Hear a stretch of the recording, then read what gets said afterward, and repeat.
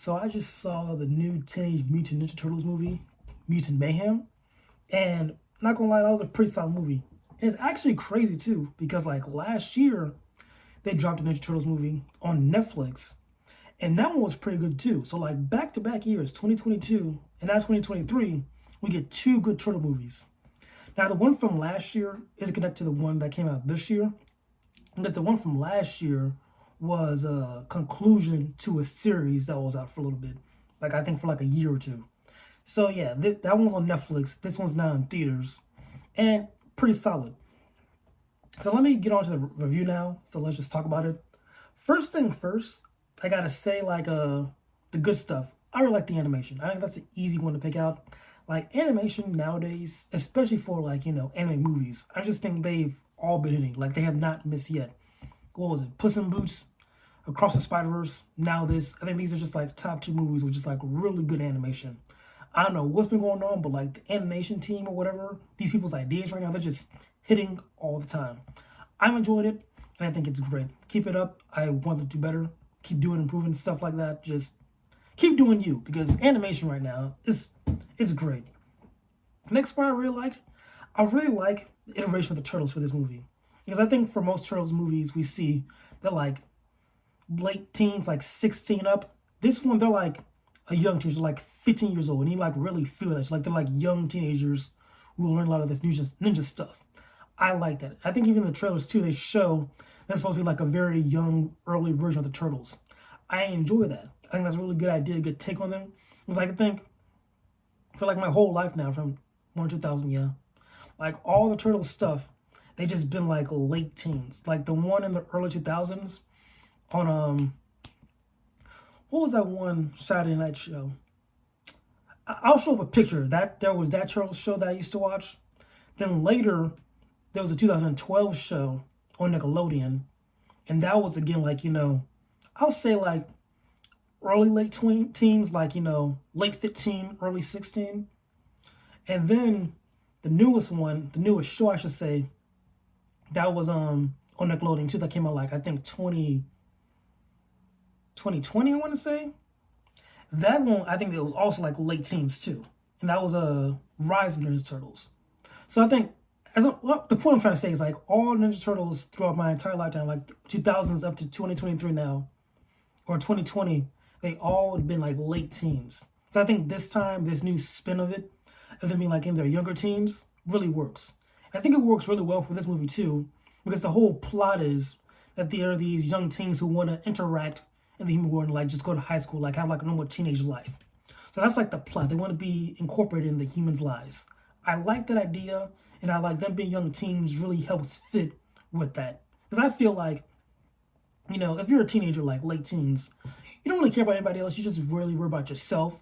I mean, that's me personally. Like when I was 16 years old, 17, I really didn't really care about people like that unless it's my people, my friends. I don't really care about, the group being interaction social-wise.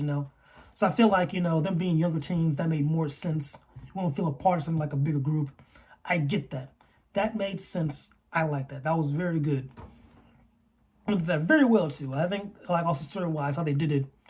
I think they wanted to like just be heroes so people could like accept them.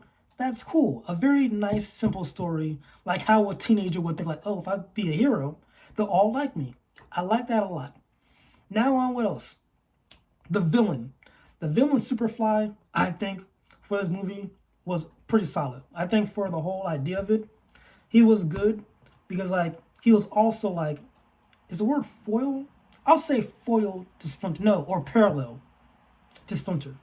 Because both Splinter and Superfly have like the same history when it comes to humans. Because like when Splinter was a mutant, came to the human world, they all hated him.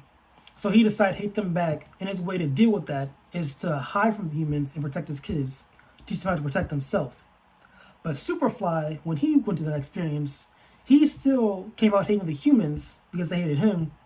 But instead of, hiding, he wants to come out to the world, be free and all, have all other mutants be free, and take out the humans, So similar experience, but they both took two different paths. I kind of like that, how they made that apparent. Yeah, and I would just say, and Spencer realizes that too, like, oh, listen, I could have been like that guy, but instead I went this way. but there is a better way. There's like a third option. I enjoy that. I think Superfly and Splinter, those two being having those two parallels, I'll say parallels. I think that just works for that. Really works for this movie. Now, that was all the good stuff like about the movie. I think it was very solid. But the bad thing I would say is I won't say it's a nitpick. I think it's like an actual like valid criticism. Is that I think the cast was a bit too big. I'll say yeah, it's a bit too big. Because like I get it's called Mutant Mayhem, but you have all these mutants, but they don't do much. They have like barely any screen time. And I feel like that should have been the case at all. I feel like for a movie like this, what they should have did was just have Superfly be the main villain, want more mutants. Like, I get you want Mutant Mayhem, let's bring in all these other mutants that we all know, like Bebop and Rocksteady, Leatherhead, was some Gecko dude. Like, all these people, I get you want to bring in all these mutants just to show, oh, these are a race of people we have right here. Let's like these guys be free. That's what Superfly wants. But they just don't get any screen time for real. And I feel like they're kind of just like wasted. You know what I mean? I feel like just Superfly by himself being the villain, then want to create more mutants would have been a bit more smoother than have all these bunch mutants, you know? But then again, think about it now, it kind of makes sense because you want the turtles to like see more mutants. But I think just seeing just one other mutant, maybe two, would have been better than just have like 7 other mutants that just don't really do anything, but just to show like, hey, there's a bunch of mutants. That's me rambling. I feel like that might be a nitpick for real, but like, I feel like they could have saved some of that at least for the other movie. Because like, is this a spoiler? Kind of, not really. I won't say anything about that. But the point is, they can't have a second movie because like they didn't use Shredder at all for this movie. It was just they didn't use Shredder at all for this movie. It was just straight mutants, them trying to get into the human world. That was really it. So they could have a second movie, but I don't know how well it will flow given the ending of this movie. Know what I mean? Like, you don't know what I mean because you haven't seen the movie yet. But I feel like once you see this movie, you understand what I mean. But the point is, I'm just rambling on at this point, I'm sorry. The point is, the movie was solid. I recommend it. It was like a solid, I'll give it like a high 7, low 8. Yeah, that nitpick is pretty strong. I feel like there were just too many mutants that were just, useless. You know what I mean? Like, they were just there just to be there. I don't like that. I need characters to be there for a purpose. But then again, actually, I take that all back. Because it makes sense. Because, slight spoiler, not really.